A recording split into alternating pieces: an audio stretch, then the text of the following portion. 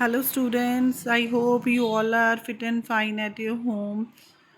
Today we are going to discuss the first chapter of our book Movement, and the name of the chapter is The Lost Child. It is written by Mulk Raj Anand, and he was the pioneer of the Indian English literature. He was notable for his depiction of the lives of the poorer caste in traditional Indian society.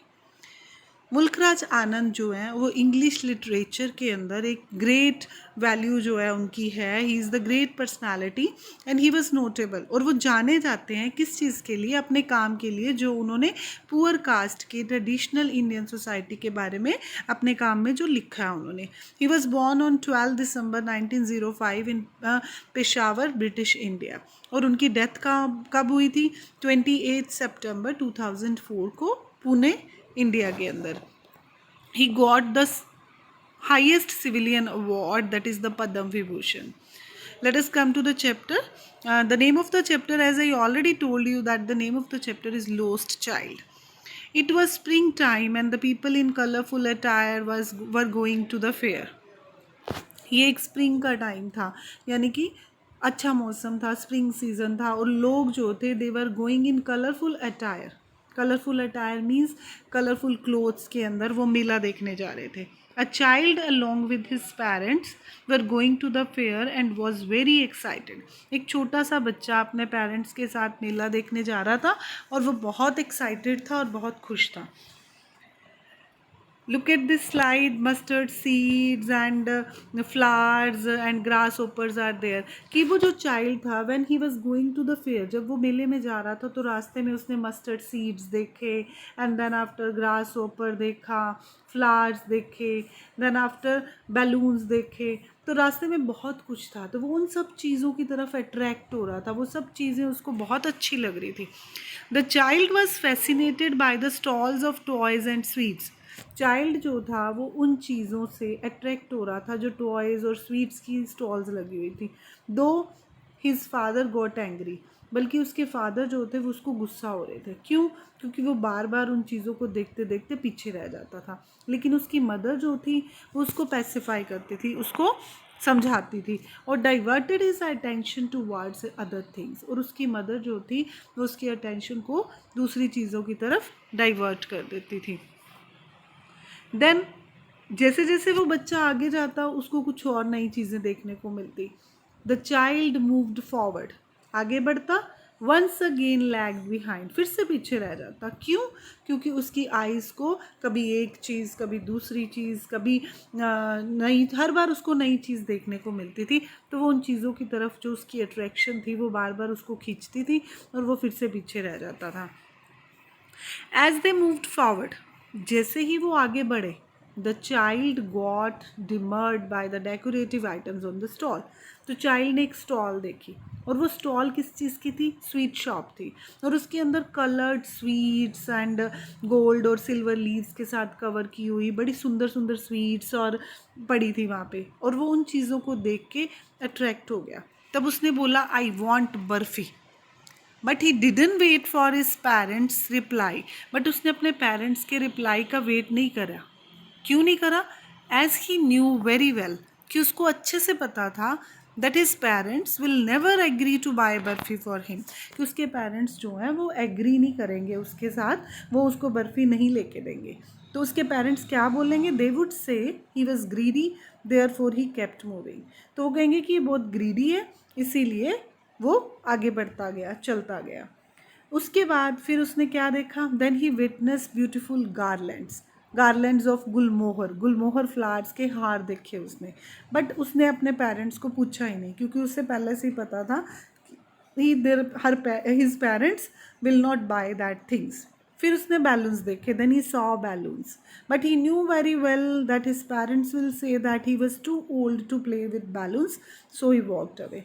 तो उसको अच्छे से पता था कि जब वो balloons के लिए बोलेगा तो उसके पेरेंट्स कहेंगे कि अब वो बड़ा हो चुका है बैलून्स के साथ खेलने के लिए, तो इसलिए वो चुपचाप आगे बढ़ता चला गया. फिर उसने क्या देखा? एक स्नेक चार्मर देखा. स्नेक चार्मर देखा और एक राउंड अबाउट झूला देखा. और ये सब कुछ देखने के बाद उसने अपने पेरेंट्स को जो है स्नेक चार्मर के लिए तो नहीं बोला, क्योंकि उसको लग रहा था कि कहीं उसके पेरेंट्स जो हैं उसको मना कर देंगे। तो लेकिन जब उसने राउंड अबाउट देखा, तो उस राउंड अबाउट को देखकर वो अपने आप को रोक नहीं पाया। He was not able to resist his temptations.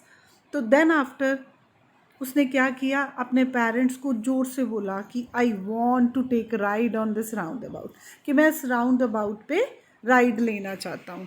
तो जैसे ही उसने अपने पेरेंट्स का रिएक्शन देखने के लिए फेस पीछे किया, तो ही वॉज शॉक्ड कि उसके पेरेंट्स जो थे वो वहाँ पे नहीं थे। ही वॉज लॉस्ट, वो गुम हो चुका था, वो अपने पेरेंट्स से अलग हो चुका था। He was separated from his parents. He ran here and there, वो इधर उधर भागा, but with no fruitful result. No fruitful result means उसको उसके पेरेंट्स नहीं मिले। वो कभी इधर भागता है, कभी उधर भागता है, उसकी टर्बन बिखर जाती है, उसकी आंखों में आंसू आ जाते हैं।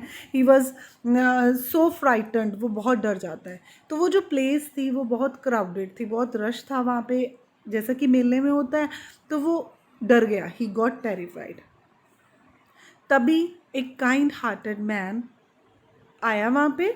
उसने उस बच्चे को अपनी बाजू में उठा लिया और उसको कंसोल करने की कोशिश करी। Suddenly a kind hearted man took him up in his arms and tried to console him. उसको कंसोल करने की कोशिश करी, उसको समझाने की कोशिश करी, चुप कराने की कोशिश करी। तो उस आदमी ने, अब देखो पहले जो बच्चा था वो किन चीज़ों के लिए जो है लेना चाहता था, किन चीज़ों के लिए डिमांड कर रहा था, किन चीज़ों से वो अट्रैक्ट हो रहा था, जो जो उसने देखा था। राउंड अबाउट देखा था, बैलून्स देखे थे, और स्वीट्स देखी थी, गार्लैंड ऑफ गुलमोहर्स थे, स्नेक चार्मर था। उन सब चीज़ों की तरफ पहले अट्रैक्ट हो रहा था।